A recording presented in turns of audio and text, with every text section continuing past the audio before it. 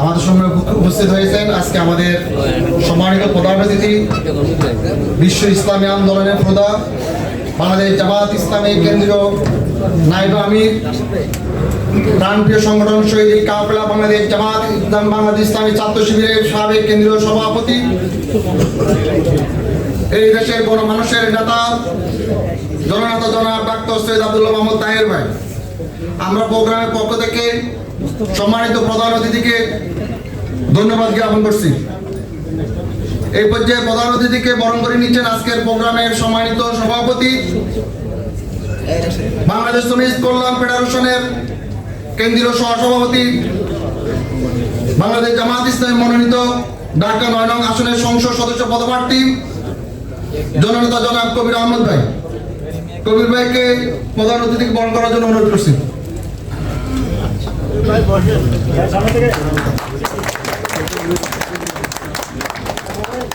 এই সামনে মোবাইল সরেন।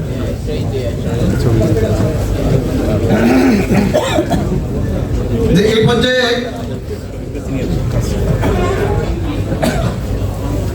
10 দলের নির্বাচন ঐক্যের মনোনীত প্রার্থী, ফেনীর কৃতি সন্তান, আমার বাংলাদেশ পার্টির সম্মানিত চেয়ারম্যান,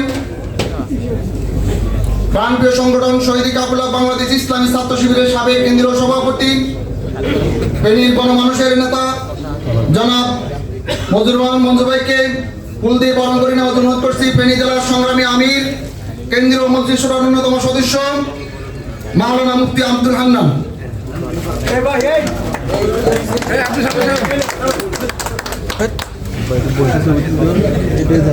আমরা ঢাকাবাসীর পক্ষ থেকে উল্টা হিসাবের বরণ করে দিচ্ছি। আপনাদের সবাইকে বরণ করে নিলাম, আলহামদুলিল্লাহ। সম্মানিত উপস্থিতি, এই পর্যায়ে আমাদের সম্মুখে আলোচনা পেশ করছেন যার আয়োজনে আজকের এই অনুষ্ঠান 10 দলীয় নির্বাচনী ঐক্যের মনোনীত প্রার্থী, ফেনীর কৃতি সন্তান, বাংলাদেশ আমার বাংলা এবি পার্টির সম্মানিত চেয়ারম্যান, বাংলাদেশ ইসলামী ছাত্র শিবিরের সাবেক কেন্দ্রীয় সভাপতি, জুলাইয়ের অন্যতম যোদ্ধা জননেতা জনাব মুজিবুর রহমান মঞ্জু। জনাব মুজিবুর রহমান মঞ্জু।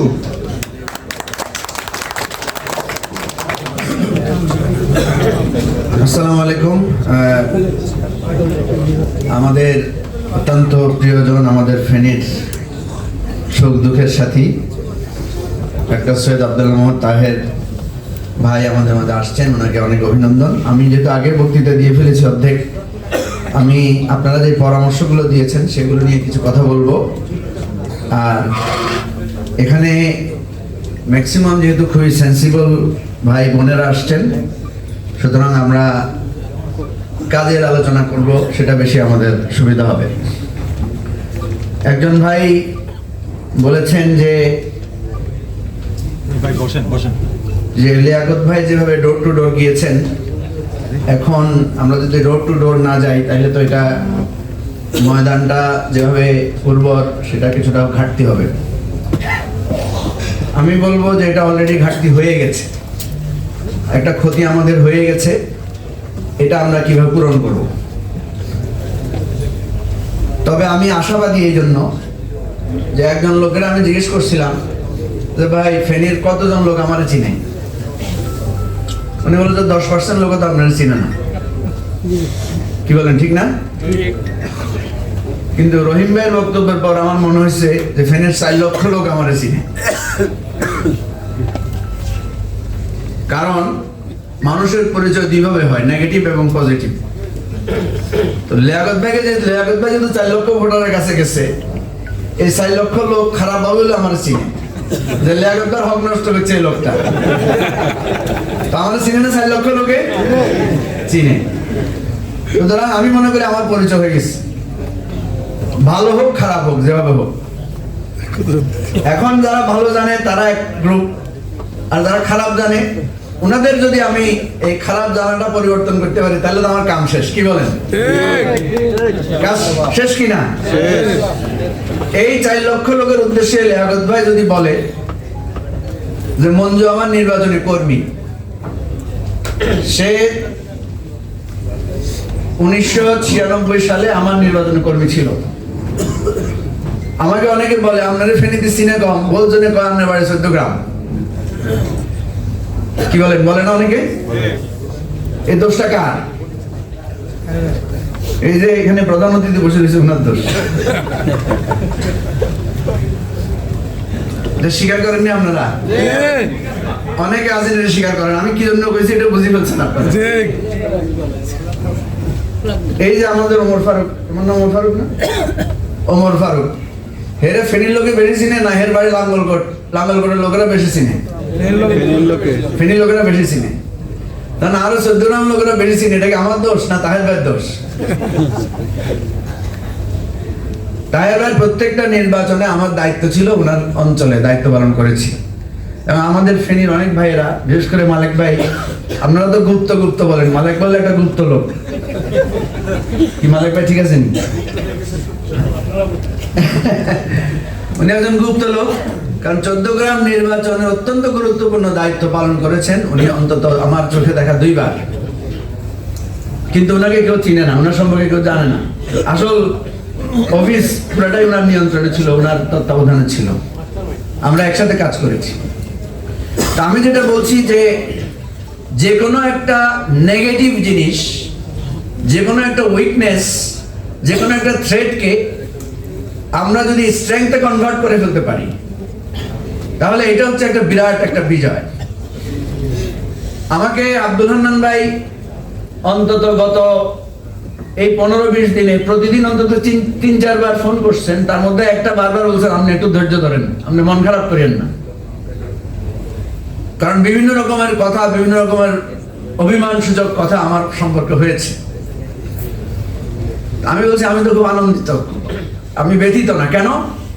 কারণ নির্বাচনের প্রচার প্রচারণা বন্ধ, কিন্তু আমার নিয়ে এত আলোচনা হয়েছে যে আমার প্রচার প্রচারণা ব্যাপকভাবে হয়ে গেছে। এটার কারণে নির্বাচন কমিশন দেখতেও পারে না, কিন্তু ব্যাপক প্রচার হয়ে গেছে। আমি যেটা বলছি যে আমরা যদি লিয়াকত ভাইকে নিয়ে মাঠে নামতে পারি, যেতে পারি, তাহলে ইনশাআল্লাহ যেই গ্যাপটা আছে, আপনারা যারা পরামর্শ দিয়েছেন আমি এটা মাথা পেতে নিলাম।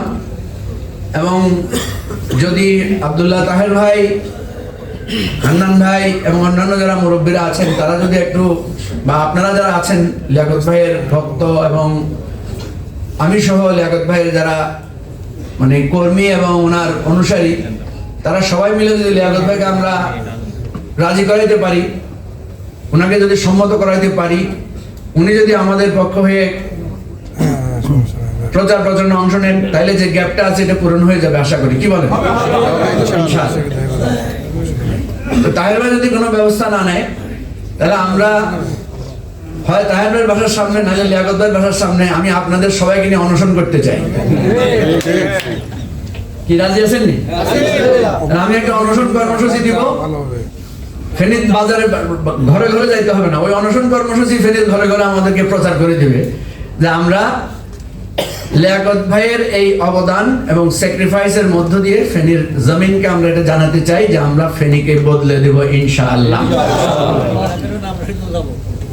এখানে নির্বাচনের প্রস্তুতি, গণসংযোগ, আপনারা অনেকে বলেছেন যে আমি খুব বেশি নিজেকে প্লেস করি না বা ফেনী কেন্দ্রিক আমার যাওয়া হয় না। এটা খুবই সত্য কথা, কারণ আমরা তো কেন্দ্রীয় আন্দোলনে ব্যস্ত ছিলাম। আমরা স্বপ্ন দেখছিলাম যে যদি বাংলাদেশকে বদলাই দেওয়া যায়, তাহলে ফেনী তো এমনি অটোমেটিক্যালি বদলে যাবে। সুতরাং আমরা শেখ হাসিনার অপসারণের জন্য লড়াই করেছি।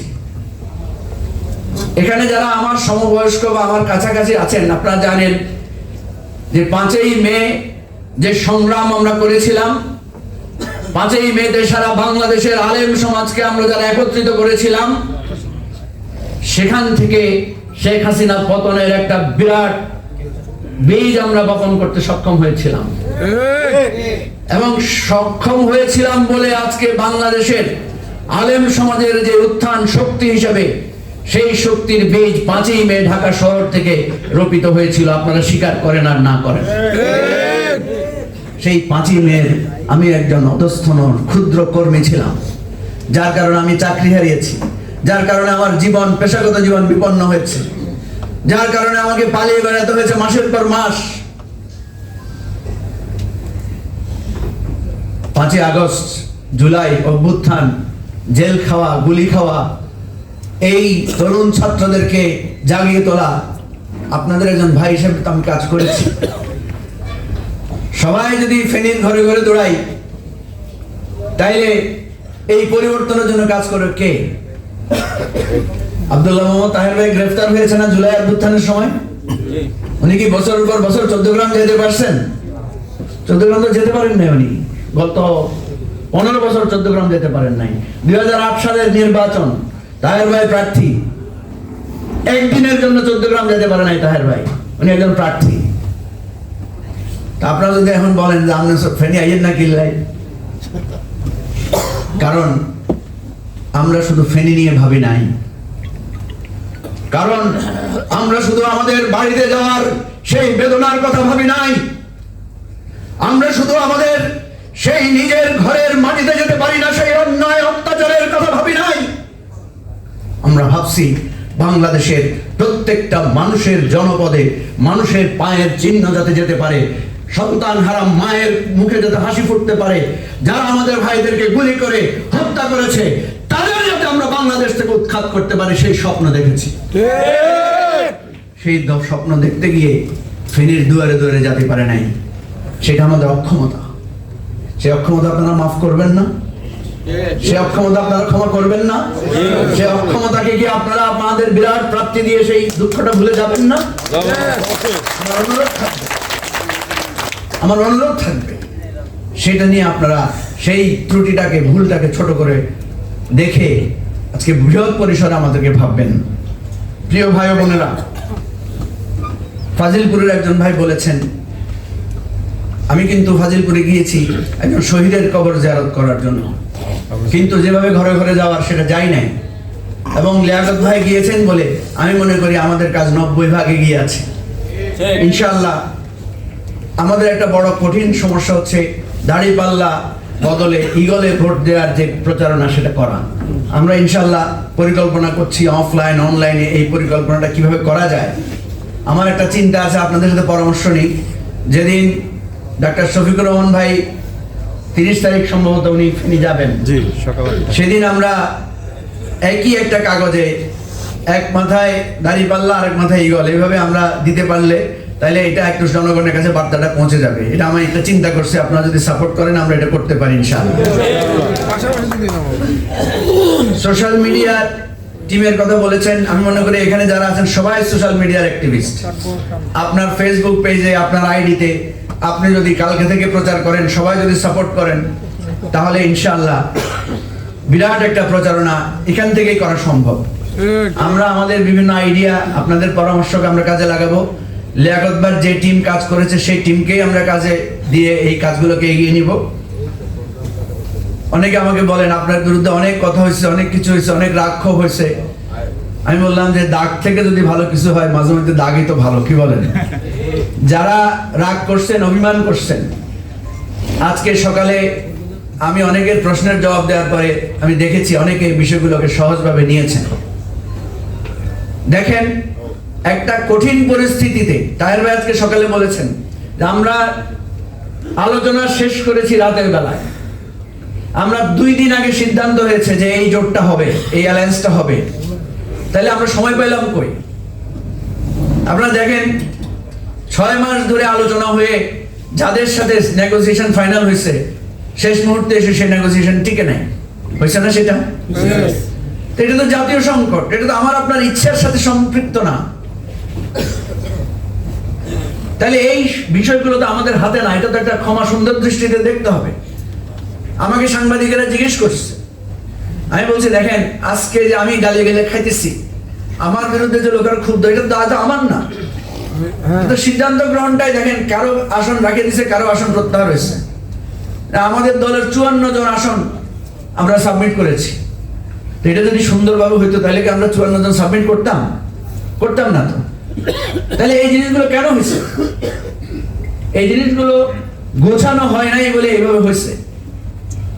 এই দায় কি আমার, না এই দায় কোন নেতৃবৃন্দের? এটা তো একটা পরিস্থিতির কারণে হয়েছে। আপনারা যদি সেই পরিস্থিতিটা বিবেচনা না করেন, মার্জনা এখনো দোষটা কারে মাফ করবেন আপনি? এটা আমাদের বাংলাদেশের, আমি প্রথম বক্তব্যে বলছি, এটা আমাদের দুর্ভাগ্য, এটা আমাদের কষ্ট, এটা আমাদের জাতি হিসাবে এটা আমাদের একটা বেদনা। এটার জন্য লং টার্ম ভাবতে হবে। আমি সেদিন একটা টেলিভিশন টক শোতে বলছি, আমার যদি কোনোদিন ক্ষমতা থাকে আমি এরকম জোট করা নিষিদ্ধ করে দেব। তাহের ভাইয়ের কথা আমি বলেছি আপনাদেরকে। তাহের ভাই আমাদের জোটের মিটিং এ বলছে যে এমন একটা নেগোসিয়েশন আমাদের করতে হয়েছে, সবার মন খারাপ, সবাই অসন্তুষ্ট, বলছেন না তাহের ভাই? কি ধরনের কষ্ট আমাদের প্রত্যেককে, আমরা যারা শীর্ষ পর্যায়ে দায়িত্ব পালন করতেছি, আমাদের কি ধরনের গালাগালি শুনতেছি, কি ধরনের খারাপ পরিস্থিতি ফেস করতেছি, এটা আমরা জানি। তারপরেও আমরা করছি কেন? আমরা জানি কর্মীরা অনেক কিছু এখন বুঝবে না, তারা বুঝবে পরে। আমাদের ছাত্র জীবনের বহু ঘটনার সাক্ষী। তাই বেলা আমাদেরকে বলছে আমরা মানি নাই, 3 দিন পরে বলছি আমরা জিএম পেছন কথা হয়নি, ঠিক হয়েছে না? এরকম পুরানো যারা আছেন তারা জানেন। আমরা জানি যারা আজকে আমাদেরকে গালিগালাজ করছেন, যারা আজকে আমাদের এই সিদ্ধান্তহীনতার জন্য দোষারোপ করছেন, একটা সময় আপনারা বলবেন যে না ঠিক আছে, তখন আমরা বুঝি নাই।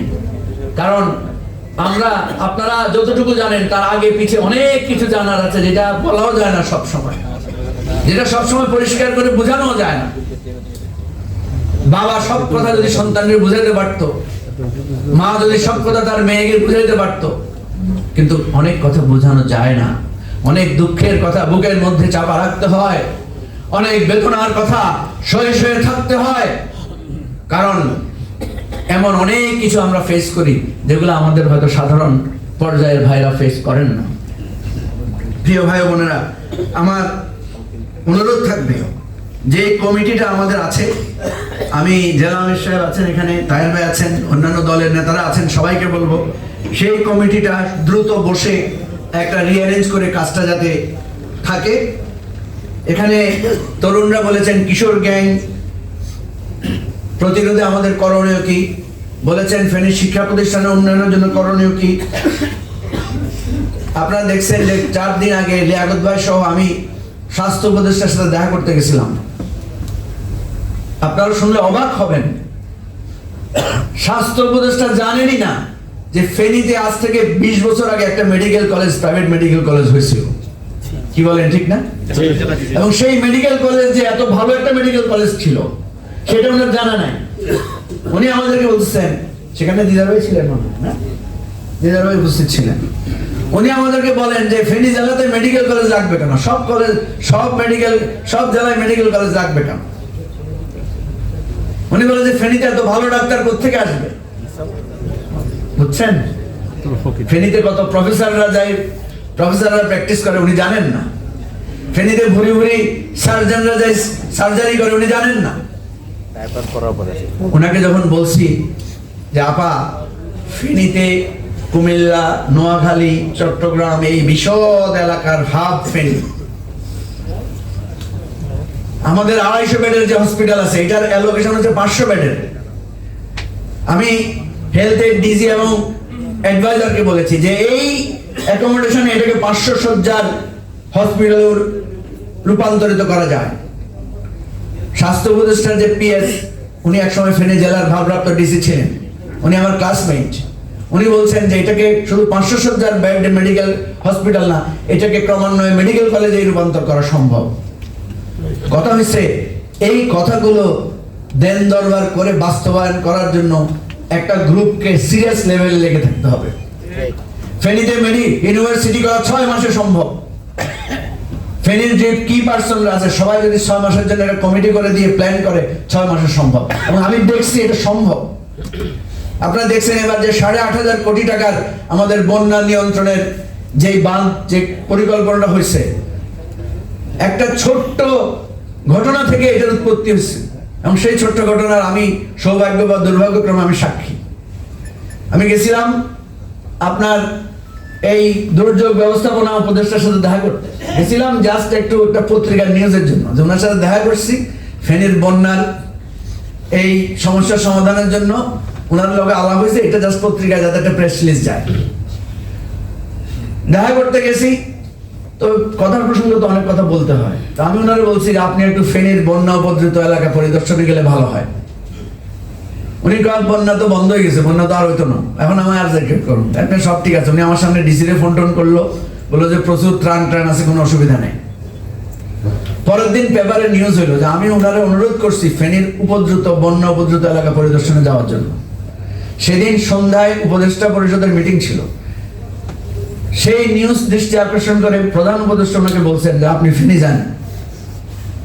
পরের দিন উনি ফেনী গেছেন, পরিদর্শনে যাওয়ার পরে উনি ফেনীর অবস্থা দেখে এসে এখানে রিপোর্ট করছেন এবং এই বন্যার ত্রাণ দুর্যোগ দূর করার জন্য দীর্ঘমেয়াদী পরিকল্পনার কথা আলাপ করে আপনারা জানেন যে শেষ পর্যন্ত 4,500 কোটি টাকার বরাদ্দ আমাদের বন্যা উপদ্রুত মানে পার্মানেন্ট সলিউশনের জন্য হয়েছে। ফেনীতে ডিসি সাহেব যে মিটিং এর আয়োজন করেছে সেখানে হান্নান ভাইও ছিল, আমরা সবাই ছিলাম সেখানে। তাহলে দেখেন সরকারের ব্যবস্থাপনা, আমি ডাক্তার তাহের ভাইয়ের সাথে বহুবার এই সমস্ত মন্ত্রীদের বিভিন্ন জায়গায় গিয়েছি, দেখেছি। আমি শাহজাহান চৌধুরী ভাই আর তাহের ভাইয়ের সাথে কাছে কৃতজ্ঞ যে ওনাদের কাছে আমি মন্ত্রণালয়ে ঘুরে দেখেছি যে এলাকার কার্যক্রমের জন্য সচিবালয়ে একটা গুরুত্বপূর্ণ ভূমিকা রাখা সম্ভব। তো আমি তো এখনো এমপি টেমপি কিচ্ছু হই না, কিন্তু আমার তো আল্লাহর রহমতে প্রত্যেকটা উপদেষ্টার সাথে দেখা করে কথা বলার একটা সামর্থ্য, শক্তি, সাহস তৈরি হয়েছে। সেই জন্য আমি বলছি এটা বাহাদুরের কিছু না। আমাকে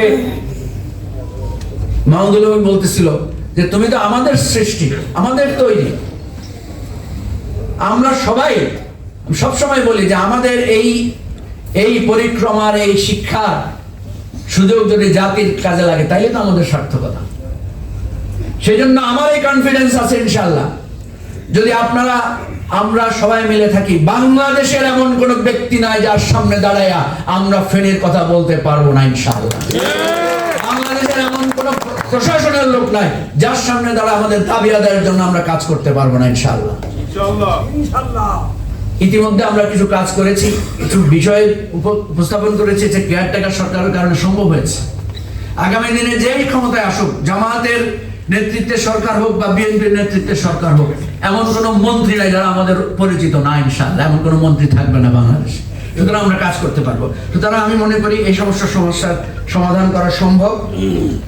ইউনিয়ন ভিত্তিক কমিটি উপকমিটি যেগুলো আছে এগুলোর সাথে আমরা মার্চ করব, কথা বলবো। আর আমার বিনীত অনুরোধ, আপনারা অনেকে বলেছেন যে আমি এমন কথা যাতে না বলি যেটা বিতর্ক হয়। আমি আপনাদেরকে বিনয়ের সাথে বলছি, আমার কোন কথাটার কথা যদি আপনাদের কাছে খারাপ লাগে আমাকে সরাসরি বলবেন।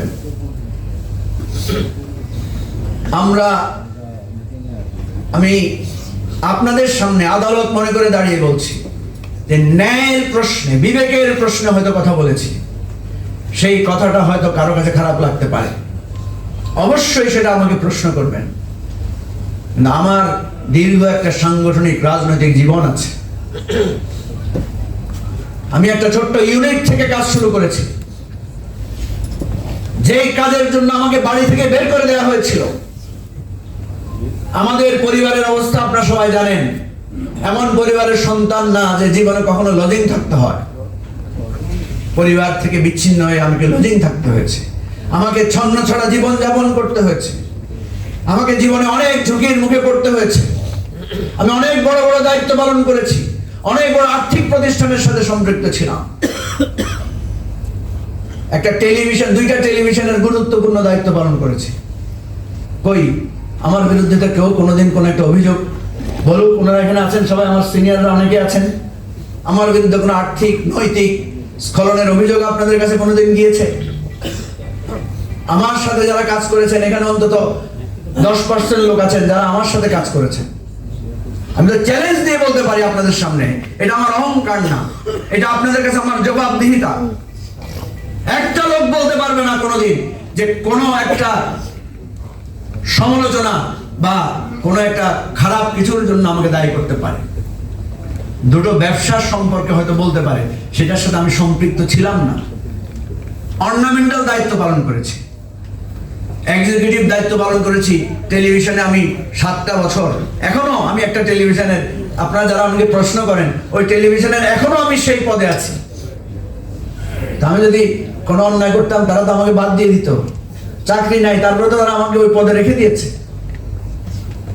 প্রিয় ভাই বন্ধুগণ, সেজন্য বলবো আপনাদের এই ছোট ভাইটা, আপনাদের এই অসহায় ভাইটা, মজলুম ভাইটা, গুগলে সার্চ দিলে যার নাম খুঁজে পাবেন, ফেনীর কয়জন লোককে গুগলে সার্চ দিলে তার নাম আসবে বলেন আপনারা? আমি তো সেরকম একটা অভাগা ভাই আপনাদের, আমি তো আপনাদের কাছে নিজেকে উপস্থাপন করছি।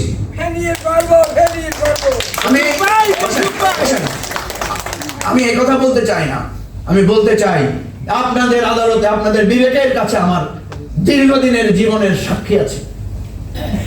সুতরাং কেউ যদি আমার সম্পর্কে না জেনে বলেন, কোনো অসুবিধা নাই, তাকে সংশোধন করে দেওয়ার দায়িত্ব আপনাদের না, যারা আমাকে জানেন চিনেন।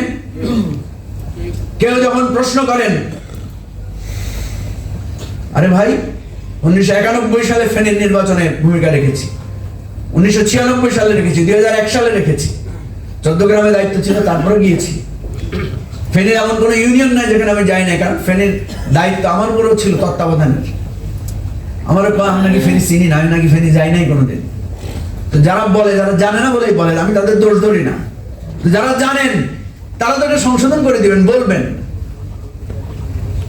প্রিয় ভাই বন্ধুগণ, আমি আবেগ আপ্লুত হয়ে হয়তো কিছু কথা বলেছি, আমাকে ক্ষমা সুন্দর দৃষ্টিতে দেখবেন। আমি আজকে প্রতিশ্রুতি রাখতে চাই, জয় পরাজয় আল্লাহর হাতে।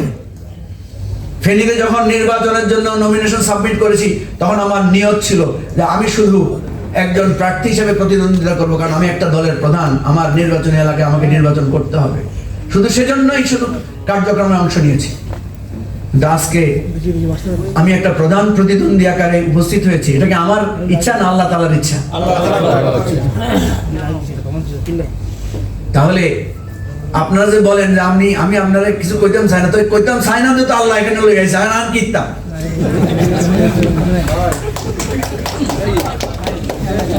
আরে কয় কামনে লিয়াকত বারে লই করেন না কিল্লাই, একলা একলা কিল্লাই করেন, জেলা এরকম আপনারা একটু সবর করেন, তাই আমি কিতাম। কিন্তু বুঝলেও দোষ, হ্যাঁ এখন যাওয়া বন্ধ করে দিচ্ছি। মানুষ আর আপনি একলা একলা ঘুরেন, আপনার লোকজন ঘুরেন, জামাতের লোকেরা লাইন না আপনার সাথে। আমি তখন ফোন করি জালামের সাথে, জালামের আর একটু সবর করেন। আমি সবর করেছি, আমি সহ্য করেছি, আমি ধৈর্য করেছি। আল্লাহর রাস্তায় বলছি, ইনশাআল্লাহ আল্লাহ আমার এই ধৈর্য এবং সবরের মূল্য অবশ্যই দিবে, ইনশাআল্লাহ আমি বিশ্বাস করি। আসসালামু আলাইকুম ওয়া রাহমাতুল্লাহ। উপস্থিতি, অত্যন্ত গুরুত্বপূর্ণ আলোচনাগুলো আপনারা শুনলেন। সম্মানিত উপস্থিতি, আগামী 12 ফেব্রুয়ারি যে নির্বাচন হতে যাচ্ছে, এই নির্বাচন হলো গোলামীর জিঞ্জির আর আজাদির। আমরা কি গোলামীর পক্ষে না আজাদির পক্ষে?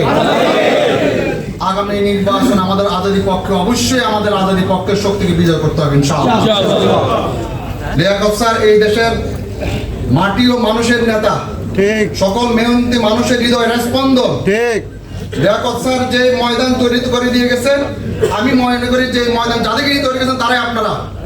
আপনারা এই ময়দানকে যেহেতু সংগঠনের সিদ্ধান্ত হয়েছে, এই সিদ্ধান্তের আলোকে আমরা এই ময়দানকে আবার বিজয় করবো ইনশাআল্লাহ। আজাদির পক্ষে শক্তি বিজয় হবে ইনশাআল্লাহ। আমরা আজাদির পক্ষে শক্তি হিসেবে আবির্ভূত হতে চাই। সম্মানিত উপস্থিতি, এই পর্যায়ে আমাদের সম্মুখে প্রধান অতিথির আলোচনা পেশ করছেন বিশ্ব ইসলামী আন্দোলনের প্রধান, বাংলাদেশ জামাত ইসলামীর কেন্দ্রীয় নায়েবে আমির, বাংলাদেশ ইসলামী ছাত্র শিবিরের সাবেক সংগ্রামী কেন্দ্রীয় সভাপতি, এই দেশের মাটি ও মানুষের নেতা, মজলুম জনতার জনক ডক্টর সৈয়দ আব্দুল্লাহ মোহাম্মদ তাহের।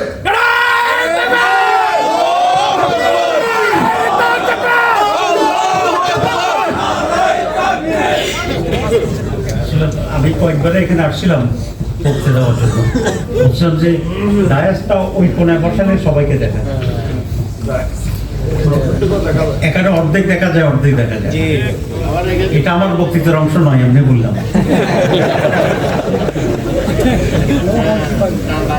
বিসমিল্লাহির রহমানির রহিম, নাহমাদুহু ওয়া নুসাল্লি আলা রাসূলিল্লাহ।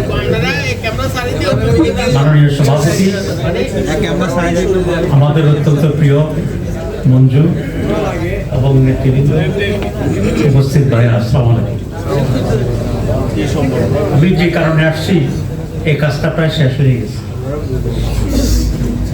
আমি আসছিলাম এই জন্য যে মঞ্জুর ব্যাপারে আপনাদের কাজ করার জন্য বা উৎসাহের জন্য কিছু ঘাটতি থাকতে পারে, কিন্তু ঢুকে দেখলাম যে বিরাট জমজমাট সমাবেশ, সুতরাং এটা আছে বলে আমার আর মনে হয় না।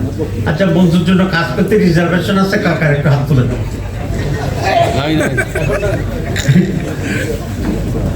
তাহলে তো আমার বক্তৃতার প্রয়োজন হচ্ছে না।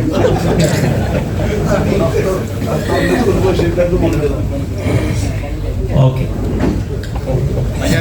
বাংলাদেশে এই নির্বাচনটি কিন্তু একটু ভিন্ন সিগনিফিকেন্স আছে, আমি বিভিন্ন জায়গায় বলছি, একটু আগে বলছি।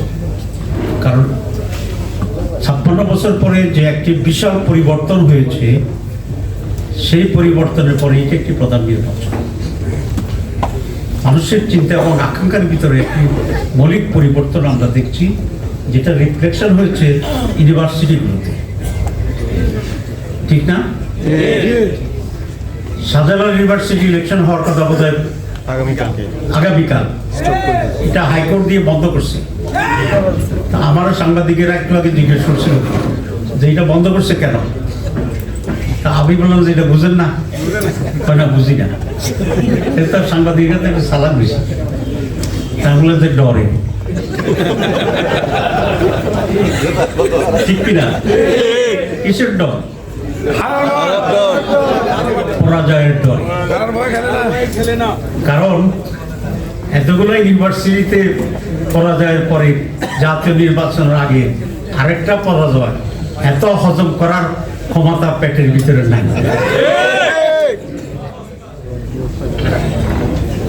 তাহলে চেঞ্জ হয়েছে ছাত্রদের ভিতরে।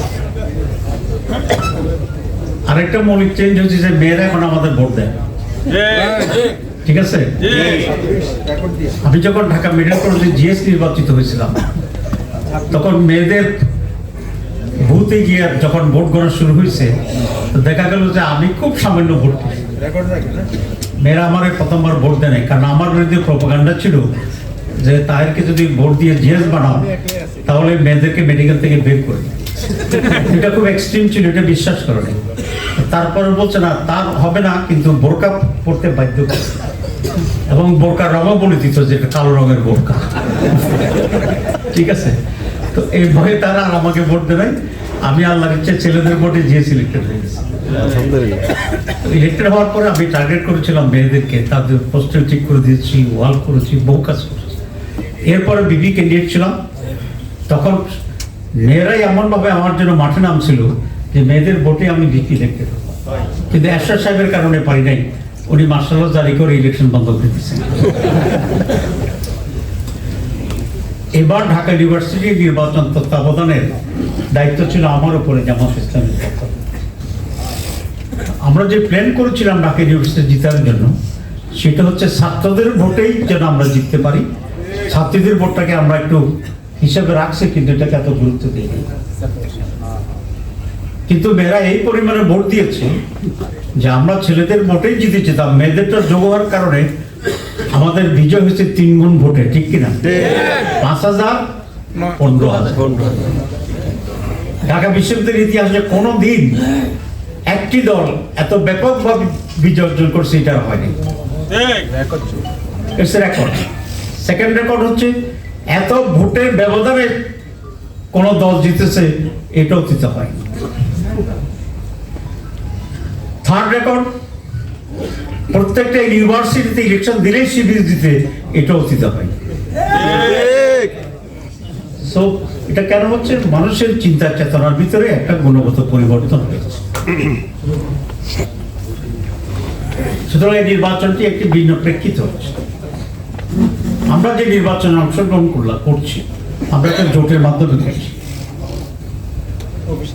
এবং এই জোটের নেতৃত্বে জামাত ইসলামী আছে।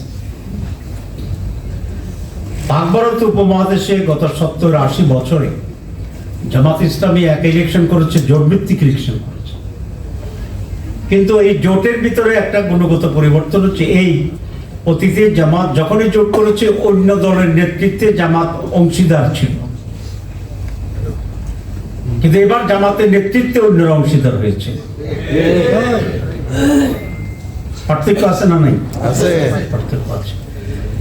So many peculiarities, exceptions, qualitative change এখানে আছে আলহামদুলিল্লাহ। আমি যখন এখানে জমজমাট মিটিং দেখলাম তখন আমার একটা মিশ্র প্রতিক্রিয়া। প্রথম ভালো লাগছে যে এতগুলো লোক আসছে আলহামদুলিল্লাহ, আবার পরে কিছুটা খারাপ লাগছে যে এতগুলো লোক এখনো ঢাকা বসে আছে, এর আগে গিয়ে এই সেকশনে কাজ করতেছে। ঠিক করছি না? ঠিক করছি। এবার আপনারা যদি ঢাকায় বসে ইলেকশন করেন তাহলে ফেনের ইলেকশনের কি অবস্থা? যদি লিয়াকত ভাই ক্যান্ডিডেট থাকতেন তাহলে তো আপনারা এখন ফেনি থাকতেন নাকি? নাই লিয়াকত ভাই হওয়ার কারণে আপনাকে ফ্রি ছিলেন, মঞ্জুরি দেওয়ার কারণে সব রাগ করে গোষ্ঠা করে ঢাকা চলে এসেছেন।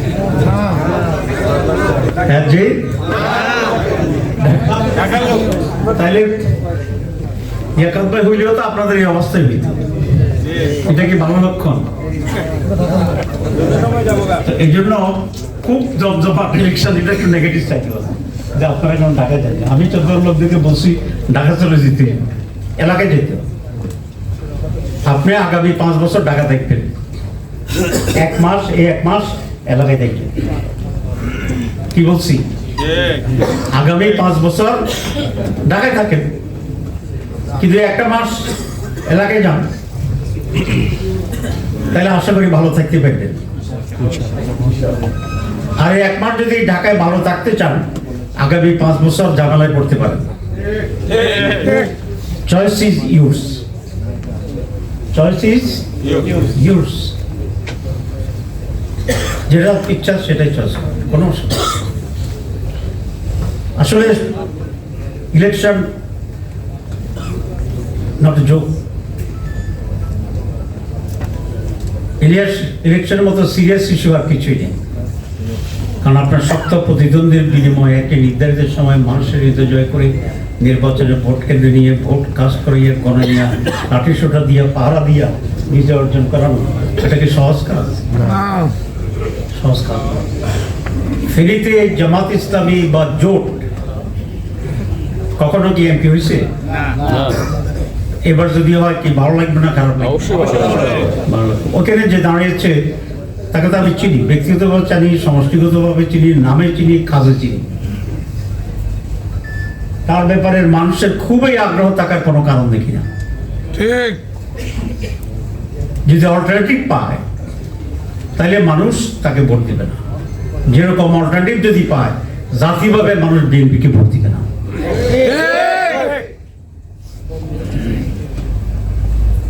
ঠিক বলছি? লিয়াকত ভাই খুব পরিশ্রম করছে এবার, ওনার পক্ষে আমি একবার বক্তৃতা দিয়ে আসছি। এতে কি ওনার লস হয়েছে? কোনো ভালো কাজের কোনো লস নাই। উনি জনগণের কাছ থেকে ভালোবাসা পাইছে, আপনাদের রেসপেক্ট পাচ্ছে, আপনারা এখন ফিল করতেছেন। উনি যদি এগুলো কাজ না করতেন তাহলে তো এইভাবে আমাদের অনুভূতি হতো না। তবে আমি জামাতের সাথে আমি আলাপ করেছি, ইনশাআল্লাহ আমরা যদি ক্ষমতায় আসি অথবা আমরা একটা ভালো পজিশনে থাকি, আমরা লিয়াকত ভাইকে তার এসে কাজের জন্য আমরা পুরস্কৃত করব।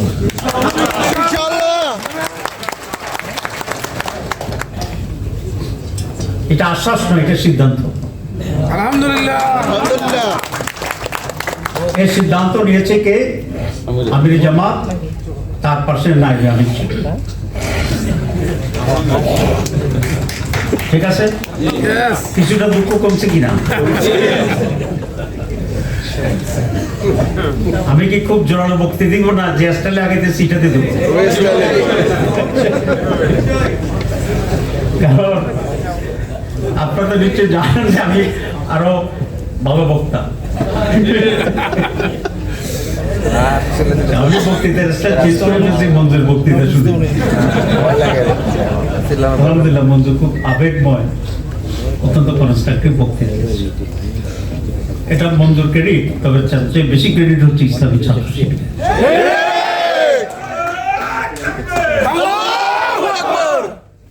জামাত ইসলামী এবং ইসলামী ছাত্র শিবির এমন এক মহান অর্গানাইজেশন যারা আমাদেরকে তৈরি করেছে।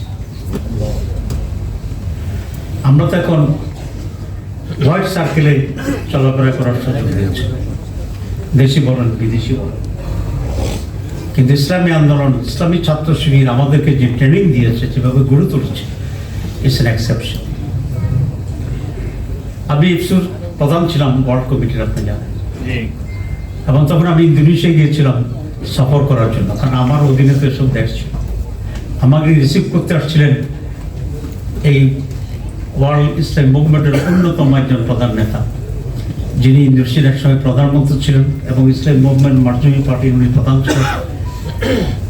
আমি তো অতবাক ওনাকে দেখে, আপনি ইয়াং একেবারে 31, 32, আর উনি তো অনেক বয়স, কিন্তু 54-এ ইন্দোনেশিয়ার প্রধানমন্ত্রী ছিলেন। তো উনি আমার দেখে উনি আশ্চর্য হয়েছে, বলে যে আমি তো ভাবছি আপনি বিরাট লম্বা লোক, দাঁড়িয়ে এত বড়। তো ইপসু সেক্রেটারি জেনারেল পদের কারণে আমাকে রিসিভ করতে এসছে। তো অনেক কথার পরে আমি যখন শিবির সম্পর্কে ওনাকে বললাম, উনি আমাকে বলে যে আপনি 2 মাস ইন্দোনেশিয়া থাকেন, আমার ছেলেগুলোকে একটু ট্রেনিং দেন। This is Islamic Chhatra, it's an exception, the best strong organization of the world. আমাদেরকে তো ওইটাই তৈরি করেছে, আমরা সেই ফ্যাক্টরির প্রোডাক্ট। মতের ভিন্নতা হচ্ছে হতে পারে না, আমি যে জামাত ইসলামীর সব কথার সাথে একমত এরকম নাও তো হতে পারে, আমাদের জামাতের নাই আমি। এবং মত দ্বৈততার বা মত ভিন্নতার বিষয়ে কতগুলো এরিয়া আছে যে টলারেবল এরিয়া, আর যখন এটা টলারেবল এরিয়া ক্রস করে তখন একটি ভিন্নতার সেপারেশনের প্রশ্ন আসে। এটা ম্যান টু ম্যান ভেরি করে, আমি যেটা হজম করতে পারি আমি যেটা করতে পারবো। তো that's not my subject. My subject is that যে আমরা এই প্রথমবারের মতো এদেশের রাজনীতিতে একটি ভিন্ন ধারা তৈরি করেছি। আমাদের সাথে ইসলামিক গ্রুপ আছে,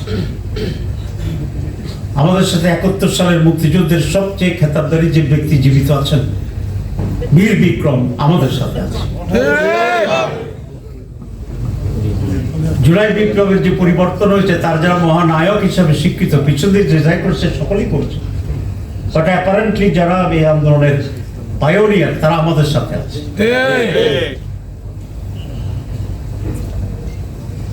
মোস্ট এক্সট্রিম ইসলামিস্ট আছে, মডারেট ইসলামিস্ট আছে, রাইটিস্ট আছে, সেন্ট্রিক যারা তারা আছে,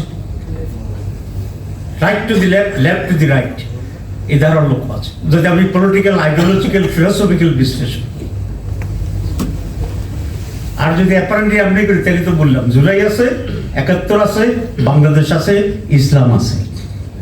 এই টাইপের একটা পিকুলিয়ার অ্যালায়েন্স এর আগে কিন্তু বাংলাদেশে আর কেউ করতে পারে নাই। আমরা বিএনপি অধীনে ছিলাম, আওয়ামী লীগ অ্যালায়েন্স করছে, কিন্তু এইরকম ডিফারেন্ট কালারের, মাল্টি কালারের অ্যালায়েন্স অতীতে এবং দুটি দলের সাথে তো যেদিন আমরা প্রেস কনফারেন্স করবো তখনও কিন্তু আমরা অ্যালায়েন্সের আলোচনা করতেছি। আমি এই জন্য প্রেস কনফারেন্স আমার থাকার কথা ছিল, আমি যেতে পারিনি, কারণ এটা শেষ হয় না, প্রেস কনফারেন্স তো পরে। আমরা তো রাত 3টায় এনসিপির সাথে আমি চূড়ান্ত ফেসলা করি আমার বাসায়, আমি যখন অসুস্থ, সোফাতে শুয়ে শুয়ে। এগুলো তো আমাদের অ্যাচিভমেন্ট, আলহামদুলিল্লাহ। হসপিটালের সুবিধা ছিলাম, কিন্তু বাসায় ছিল, হসপিটাল বেড থেকে এই আলোচনা হচ্ছে। ইভেন আমি যখন আইসিইউতে, সিসিইউতে আমার হার্টের অপারেশন পরে, সেই সিসিইউতেই আমি এনসিপিকে ডেকেছিলাম, ডাক্তার গেছে, যখন কারোই সেখানে প্রবেশ অধিকার নাই, ইভেন নট মাই ফ্যামিলি। আমরা তো এইভাবে করে একটি ব্যতিক্রম ধর্মী রাজনৈতিক ধারা তৈরি করেছিলাম, এবং এই ধারা, এই যে আসার পিছনে মঞ্জুরও ভূমিকা ছিল। খুব দেরিতে হওয়ার কারণে কিছু হিজিবিজি তো হয়েছিল। এখন আমাদের লক্ষ্য হচ্ছে বাংলাদেশ এবং আগামীতে সরকার গঠন করা। সিম্পল কথা, এখন আমাদের লক্ষ্য হচ্ছে এই নির্বাচনে মেজরিটি অর্জন করে সরকার গঠন করা। আল্লাহর সাহায্যে লক্ষণ তো পাওয়া যাচ্ছে। আগে জামাত ইসলামীর কথা কইলে এদিক ওদিক তাকাইয়া মানুষ কইতো যে হ্যাঁ ঠিক আছে আসি, ঠিক আছে। এখন বহু আজকেই একটি দেশের বর্তমান রাষ্ট্রদূত বাংলাদেশের পক্ষ থেকে, এবং খুব গুরুত্বপূর্ণ একটা দেশের রাষ্ট্রদূত বাংলাদেশে, আমার ফোন করে বলছে তাহের ভাই। তা আমি তো একটু ভাবলাম যে রাষ্ট্রদূতেরা তো ভাই হিসাবে করতে চায় না, একটু প্রটোকল করি তো সম্বোধন করে। সে আবার বলতেছে আপনাকে আমি ভাই হিসেবে বললাম বেয়াদবি নিবেন না, আমি আপনি যখন শিবিরের কেন্দ্রীয় সভাপতি ছিলাম আমি ওই জায়গায় ছিলাম। আর জুলাই পরিবর্তনের আগে যদি এই ভদ্রলোকই আমি যে উপস্থিত হইতাম মনে হইতো যে সে জীবনে আমরা দেখি না। এরকম দেখছি তো এয়ারপোর্টে হঠাৎ এক লোকের সাথে আমি দেখা হয়ে গেছে, তো 1 মিনিট পরে দেখি যে এই লোক আর এয়ারপোর্টেই নেই।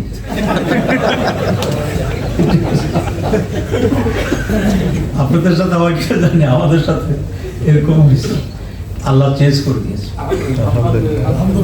আল্লাহ সবকিছু করতে পারেন না পারেন না।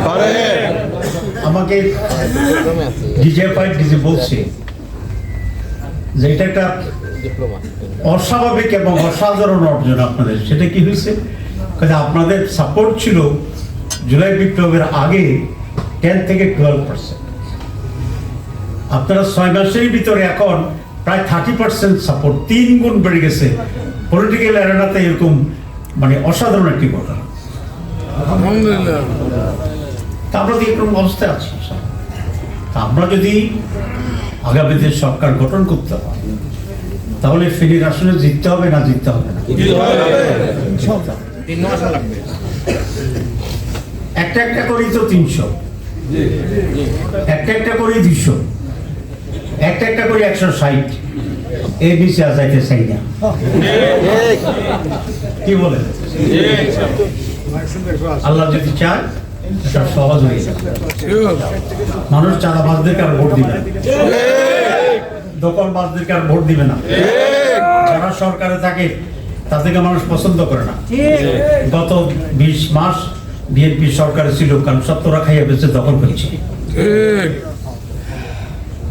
বুঝা গেছে আমার কথা না? বুঝা গেছে। মানুষ বিএনপিকে ভোট দিতে চায় না, এটা অল্টারনেটিভ। সে অল্টারনেটিভ হিসেবে আমাদেরকে দাঁড়াতে। কথা শেষ। এখন ফেনীতে আমাদের ক্যান্ডিডেট কে? এটা কি এভরি পার্টির ক্যান্ডিডেট?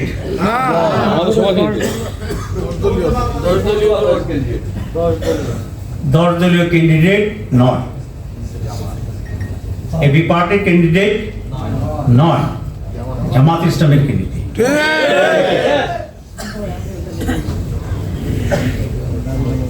ঠিক আছে, জামাত ইসলামের ক্যান্ডিডেট মার্কাটা একটু ডিফারেন্ট।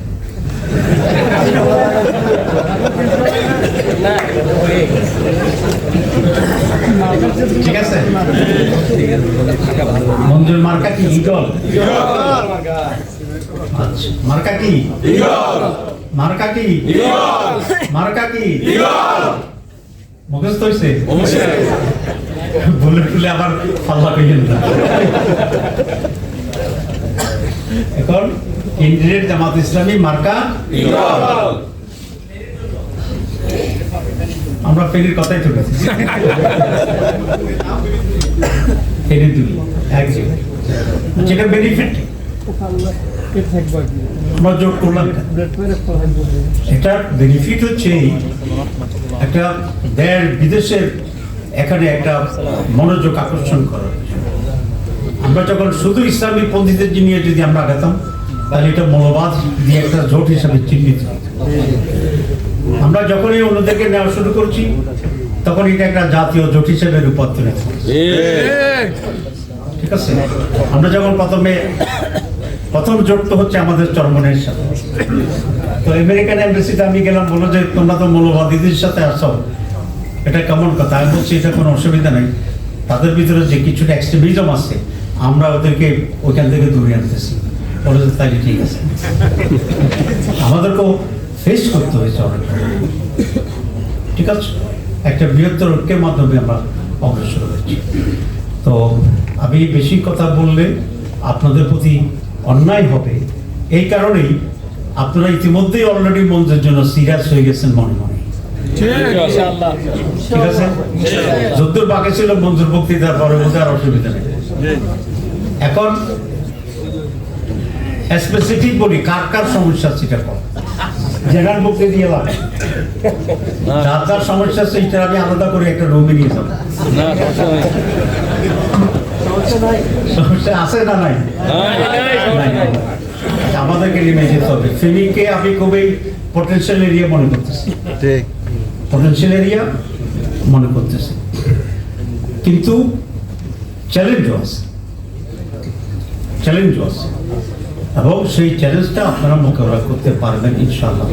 মঞ্চের একটা সুবিধা হবে আমি মনে করি আর কি, সেই ইউথদেরকে অ্যাট্রাক্ট করতে পারবে, এবং মঞ্চের সেখানে একটা প্রোগ্রাম করো যেখানে এনসিপির লোকেরাও যাবে, শিবিরের ডাক্তার জিএসেরও যাবে, জামাত তো যাবেই, অন্য দলগুলো সব দলেরই কোনো করতে, এটা খুব জরুরি। আপনাকে আমার এই প্রস্তাব সমর্থন করে?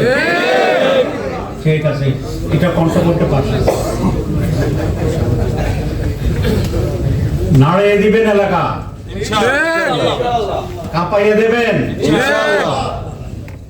ভূমিকম্প তৈরি হবে রেক্টরে 5.9, কারণ এর চেয়ে বেশি আবার ঘর বাড়ি বানিয়ে দেবে এমিটেড পর্যায়ে ভূমিকম্প, ঠিক আছে? আপনারা রাজি? সবাইকে ধন্যবাদ। আসসালামু আলাইকুম।